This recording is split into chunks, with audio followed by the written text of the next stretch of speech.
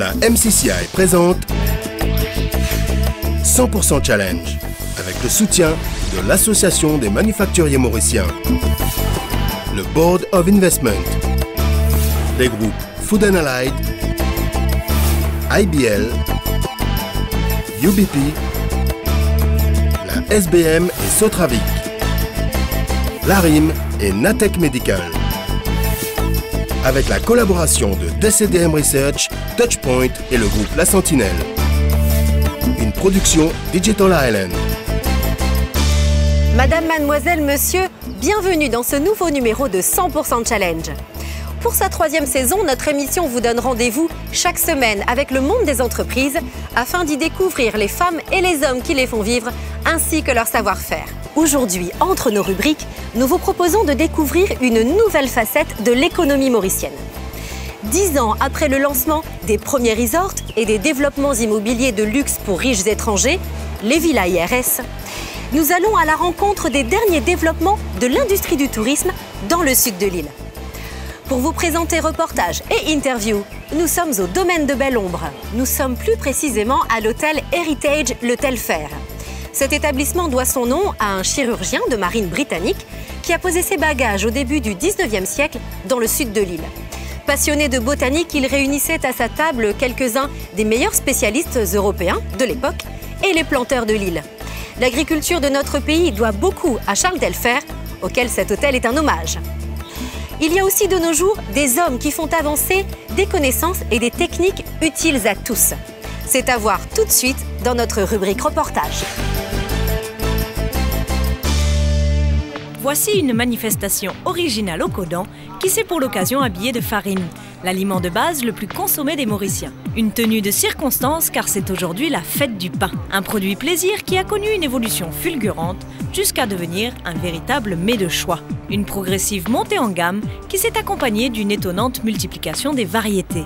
Mais avant de devenir baguette, pain de maison ou de campagne, brioche ou encore farata, le pain est avant tout blé. Chaque grain étant comme un petit sac de farine, une matière première vivante qui nous vient de loin et plus précisément de France et d'Australie. Tous les 2 mois, il est déchargé sur les quais du port, un emplacement stratégique à proximité immédiate des silos. Acheminé par convoyeur mobile, pré-nettoyé puis pesé, il est prêt à être stocké dans ces 16 colonnes géantes de 2500 tonnes chacune. Tous les 2 mois, on a un bateau qui vient, alors on garde toujours un minimum stock. Et on remplit les silos à 40 000 tonnes. Nous avons un stock stratégique, on garde toujours un stock de au moins 2 mois en blé. Et après, il y a toujours le stock farine badayé aussi. Le stock de sécurité alimentaire pour l'île Maurice et toute la région, toutes les îles. Il y a Seychelles, il y a les Comores, il y a Mayotte. On fait des exportations vers Madagascar aussi. Une garantie chère à cette compagnie qui a tiré les enseignements de la récente crise alimentaire mondiale, en signant notamment un accord avec Soufflet Négoce pour répondre aux besoins nationaux des Mauriciens. Un approvisionnement annuel d'au moins 100 000 tonnes de blé est ainsi assuré. Stocké plusieurs mois dans des conditions de faible humidité, il est alors prêt à être transformé. La mouture est un processus complexe constitué de 4 étapes qui se succèdent en cycle permanent. Le broyage, le tamisage, le claquage et le convertissage. Et tout cela sous l'œil attentif des 8 meuniers qui se relaient 24 heures sur 24, 7 jours sur 7, pour surveiller la production dans un souci constant de qualité, de sécurité et d'hygiène. Lors du nettoyage, un aimant retire les objets métalliques, un tamis les graines, les bâtons et les feuilles, une épierreuse les cailloux. Le blé est ainsi trié, brossé, dépoussiéré et légèrement humidifié. Prêt à être moulu, il passe alors dans les innombrables appareils à cylindres. Sur les premiers cylindres, le blé arrive, on va éclater le blé. On ne va pas vraiment écraser le blé, on va juste ouvrir le blé pour retirer la semoule. La semoule va être tamisée, toute l'enveloppe va rester sur le tamis et toute la semoule va passer à travers. Ça, c'est le système de broyage au départ. Ici, point de meunier assoupi ni de moulin emballé. 165 000 tonnes de blé sont moulues par an et tout est sous contrôle grâce à l'automatisation des opérations. L'objectif, obtenir de ce blé moulu 75% de semoule et 25% de son. Le son, c'est-à-dire l'enveloppe du blé dite aussi coproduit, sera par exemple convertie en granulés de nourriture pour animaux. La précieuse semoule va être quant à elle transformée en farine fraîche, parfaitement pure et blanche. La qualité est ici une exigence. Les 3 laborantins de la section analyse effectuent en effet des tests à tous les stades de la production. Les échantillons de matières premières, de produits intermédiaires ou finis arrivent tous les jours du moulin. Les qualités techniques et physico-chimiques de la farine sont ainsi évaluées. Bon, il y a l'humidité, le taux de cendre, on a le taux de protéines, et puis on a l'absorption de l'eau. On prend une quantité de farine, on ajoute de l'eau et il y a un graphe qui va être formé. Ça va mesurer la consistance de la pâte. Right? Et suite à ça, on va pouvoir déterminer avec exactitude la quantité d'eau qu'une farine peut absorber. Stabilité, extensibilité, élasticité, ténacité et résistance, autant de caractères individuels essentiels pour faire lever la pâte et donner au pain le goût délicieux de froment frais moulu. C'est justement ce qui est évalué à 2 pas de là, dans le laboratoire d'essai, cette petite boulangerie où narines et papilles connaisseuses ne seront pas déçues par un savoir-faire traditionnel. Le plus important pour moi, c'est le rapport poids-volume, dont le client, quand il achète, il s'attend à recevoir pour son poids de pain un certain volume. Le technicien, il doit me donner sur la croustillance, la couleur de la croûte. Il va trancher le pain, il regardera la mie, la couleur de cette mie, la porosité de cette mie. Toutes les observations sont notées sur des fiches produits, un bon moyen de retracer les résultats obtenus. Entre 3 et 10 kg de farine sont panifiés quotidiennement dans ce fournil. Les baguettes, pain moule ou maison sont goûtées, senties et touchées pour évaluer la qualité de la farine utilisée. Stockée en silo, elle est alors mise en sac. Grâce à un système de palettisation automatique, 2000 tonnes seront entreposées. Les camions de la State Trading Corporation viendront se servir tous les matins pour alimenter boulangeries, industries et commerces en appliquant la subvention accordée par l'État. Nous avons plusieurs types de farine, comme le cake flour, le self-raising, le pasta que les gens s'en servent pour le farata.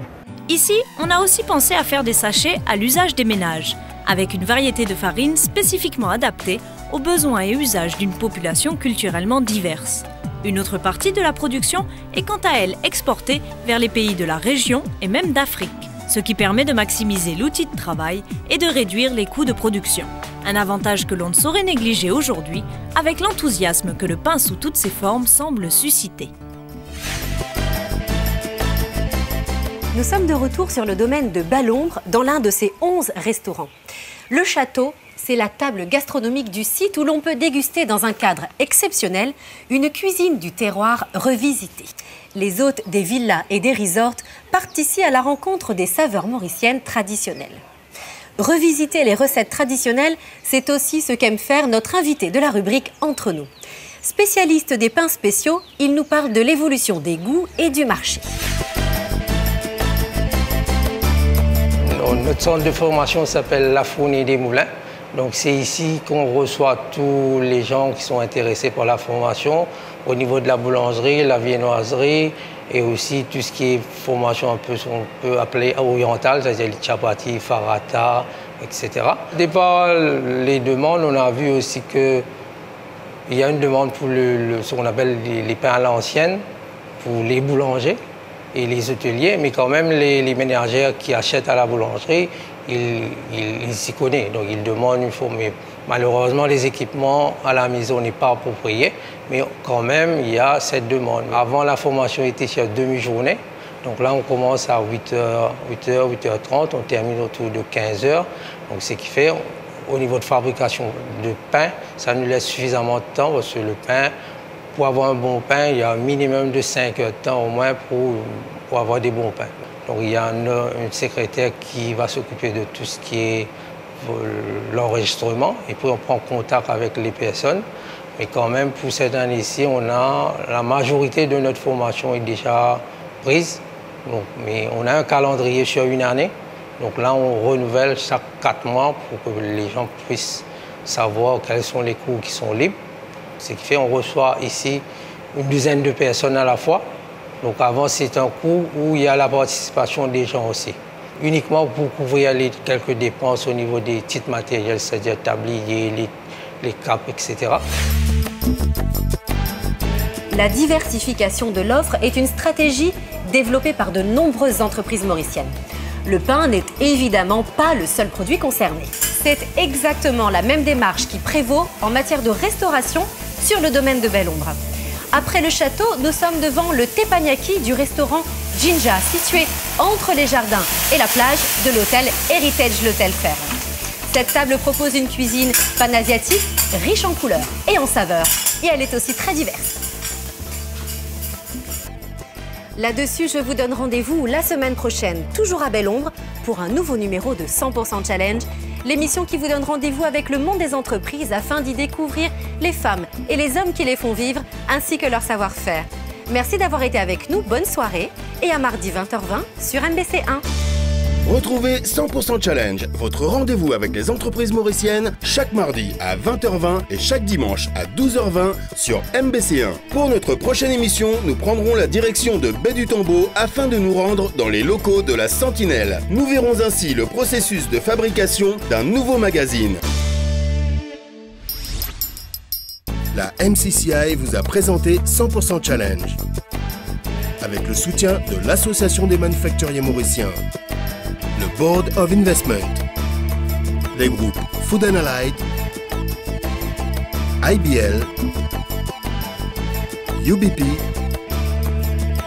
la SBM et Sotravic, l'ARIM et Natech Medical.